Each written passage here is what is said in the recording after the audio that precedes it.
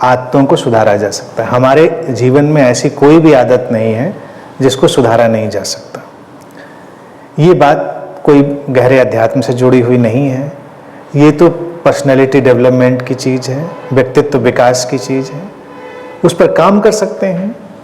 और कुछ चीज़ें ऐसी होती हैं जिनको करने से ही उनमें फिर बात बनती है। अगर उनको बार बार नहीं करेंगे तो वो क्षमताएं हम अर्जित नहीं कर पाएंगे। बोलने की अगर बात देखी जाए तो ये बात भी सच है कि मनोवैज्ञानिक जो अध्ययन इधर के हैं वो बताते हैं कि जो पब्लिक स्पीकिंग है वो सबसे ज़्यादा घबराने वाली चीज़ है। मौत के बाद सबसे ज़्यादा लोग डरते हैं तो भीड़ में बोलने से। तमाम लोग बड़े बड़े अच्छे अच्छे वक्ता होते हैं, उनके हाथ कांपने लगेंगे, कहीं पैर कांपने लगेंगे, कहीं जबान लड़खड़ाने लगेगी और तमाम तैयारी करके आएंगे। ये सब होता है। तो पहली चीज़ है इसको स्वीकार कर लिया जाए कि हाँ भाई घबराहट हो सकती है, नर्वस हो सकते हैं हम, और हम आइडेंटिटी ह्यूमन है, हम कोई इतने विजार्ड नहीं। अब तुम जब बोलने आओगे और तुम अपने समाज के ही उन लोगों को अपने सामने आदर्श के रूप में रख लोगे जो बहुत बड़े वक्ता हैं, बहुत कुशल वक्ता हैं, तो तुम नर्वस ज़्यादा हो जाओगे। क्योंकि जब तुम उनको विजुलाइज करोगे तुम देखोगे उनका तो स्टाइल, उनका तरीका, उनकी फ्लुएंसी, उनका सब तो कमाल का है और तुम तो उसको कहीं नहीं ला पाए। लेकिन कुछ लोग गिफ्टेड हो सकते हैं, बचपन से ही वो वैसे हो सकते हैं। कुछ लोगों ने उसको तराशा हो सकता है, उस पर मेहनत करी हो सकती है। हम नहीं कर पा रहे तो इससे इतनी बात तो जाहिर हो गई कि हम गिफ्टेड तो अभी नहीं हैं उस तरह से कि नेचुरल कोर्स में हमसे वो चीज़ें घट रही हो। तो हमको भी तराशना पड़ेगा, मेहनत करनी पड़ेगी। तो जीवन में अगर प्रयास करे जाए, मेहनत करी जाए तो ऐसी कोई चीज़ नहीं जिसे ना किया जा सके। हर चीज़ करी जा सकती है। आप शीशे के सामने खड़े होकर बोलना शुरू करिए। शुरुआत में अपने कुछ मित्रों के सामने बोलिए, अपने घर वालों के सामने बोलिए जो आपको समझ सकते हैं। ये अभ्यास का विषय। और फिर भीड़ के सामने आइए।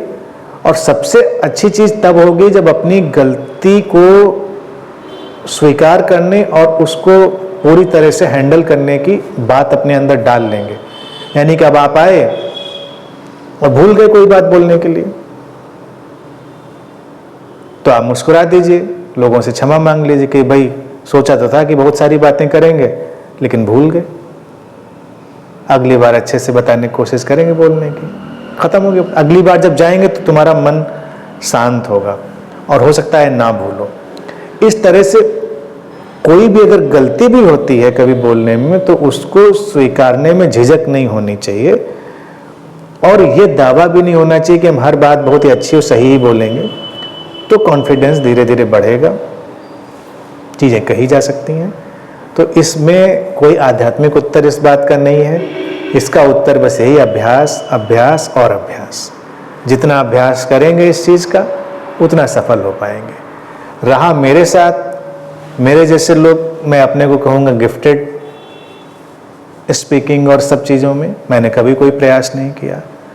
मेरे पास कोई क्राइटेरिया नहीं होता, मेरे पास कोई नोट्स नहीं होते, मुझे कुछ भी पता नहीं होता, मुझे ये भी नहीं पता होता अगला सेंटेंस क्या आने वाला है।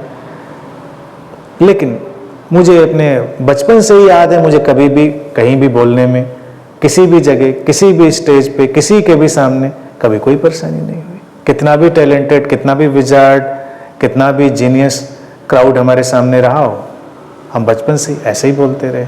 तो इसलिए मैं ये तो अपने केस में नहीं कह सकता है कि उसमें बड़े प्रयासों का रोल हो सकता है, लेकिन बोलते बोलते ये भी नहीं कह सकते हैं कि वो चीज़ें तराशी नहीं गई होंगी, उसमें कोई इम्प्रूवमेंट नहीं हुआ होगा। तमाम चीज़ें जो पहले रही होंगी वो अब नहीं रही होंगी। अनुभव के साथ उसमें चीज़ें बढ़ती चली गई होंगी। जब आप ज़्यादा पब्लिक के सामने आते हैं तो आपका अनुभव बढ़ता चला जाता है। उस अनुभव से पब्लिक को हैंडल करना, अब जैसे मेरे केस में मुझे बोलने में कोई परेशानी नहीं कभी भी रही, लेकिन मुझे धीरे धीरे अनुभव के साथ पब्लिक को हैंडल करना आता चला गया। आज की तारीख में पब्लिक को कैसे हैंडल करते हैं ये मुझे आता है। अनुभव रोज सिखाता है। ये भी नहीं कह सकते वो फुल स्टॉप लग गया, क्योंकि रोज ऑडियंस नया है, रोज क्राउड नया है, तो सबसे सीखने को हमेशा मिलता रहता है। जो भी नया नया ऑडियंस होता है उससे कुछ सीखने को मिलता है।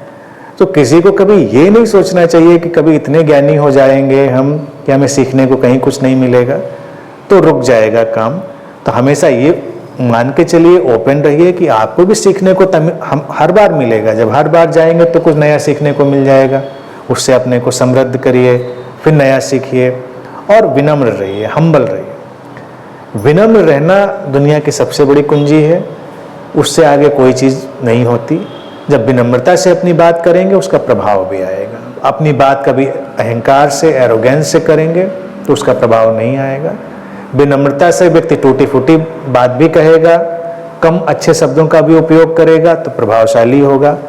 विनम्रता खोकर वो अगर बहुत अच्छे, बहुत कुशल भाषा का भी उपयोग करेगा, सारी अच्छी बॉडी लैंग्वेज भी ले लेगा, उसका प्रभाव नहीं आएगा। और बोलने का कुछ उद्देश्य हमेशा बनाइए, क्योंकि एक है कि बोलने के लिए, एक बोलना प्रसिद्ध होने के लिए, एक बोलना कुछ अपने ही उसके लिए, एक बोलना किसी को उसका लाभ हो, किसी को उससे कुछ फायदा हो, किसी को कम से कम अच्छा लगे हमारे बोलने से, तब तो बोलें। तो जब इस भाव से आएंगे और हमेशा पूछ लें कि भाई मेरे बोलने से आपको अच्छा लग रहा है, आपको कोई परेशानी? अगर आपको अच्छा नहीं लग रहा तो हम टाइम वेस्ट क्यों करें? मतलब ये तो है नहीं कि आपको प्रूफ कर देना है कि हम वक्ता हैं और हम बोल के मानेंगे। तो जब ये रुक कर पूछ लें कि ठीक है आगे बोला जाए, लोग के हाँ ने ठीक बोलिए तो आप बोल दीजिए, लोग के नहीं चलो बैठ जाओ, तो ठीक है अगली बार कोशिश करेंगे। तो इस तरह से वो बढ़ती जाएगी चीज़ और उसमें बेहतरी होगी। फाइनल? कोई और बात नहीं, यही थी कि मतलब यही थी। तो अभ्यास अभ्यास अभ्यास। पे तो मतलब किसी आपस में दोस्तों में, चाहे घर की बात नहीं है, पर किसी स्टेज पे जाके बोलना तो थोड़ा सा कठिन होता है। किसने का कठिन नहीं होता है? कठिन होता है, लेकिन अभ्यास करिए, उसका कोशिश करिए, बार बार जाइए। 2-3 बार फ्लॉप होंगे, 4 बार फ्लॉप होंगे, फिर धीरे धीरे करके आ जाएगी चीज़।